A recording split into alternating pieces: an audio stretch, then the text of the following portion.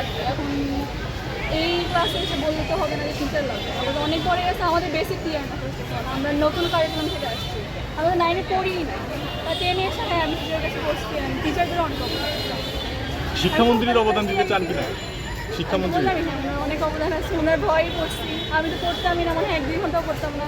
যখন দেখি নতুন আসছে শিক্ষামন্ত্রী, তখন আম্মু বলতে যে এবার এক্সাম আর হবে না, মানে ইজি হবে না, পড়তে হবে, যে চাইবেন নেই দিয়ে দেবে না, ওইটার জন্য আরও পড়া। তার কোন কথা বা কোন ডায়লগটা বেশি ভয় লাগছে আপনার? ভয় লাগে নাই, ভয় লাগছে বলবো না, বাট মানে উনি আসার পর যখন বলছে যে লাইক এক্সাম হ্যাঁ নকল আর হবে না, তারপর এক্সাম কোয়েশ্চেন আর আগের মতো হবে না, তখন একটু মনে হয়েছে যে না এবার মেবি এক্সাম হার্ড হবে।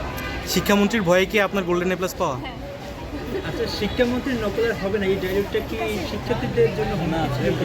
এর জন্য এই বই পড়ছে ছিল না, আমাদের বিজ্ঞান স্যার বলতে পারবো ওদেরকে নকল করে এক্সাম দেয়, অন্য স্কুলে তো হয়তো বলতে পারবো না, আমাদের সব মেয়েরা অনেক ব্রিলিয়েন্ট, আমাদের নাম অনেক বছর ধরে আসছে, আমাদের জন্য এটা আমরা অনেক ভালো রেজাল্ট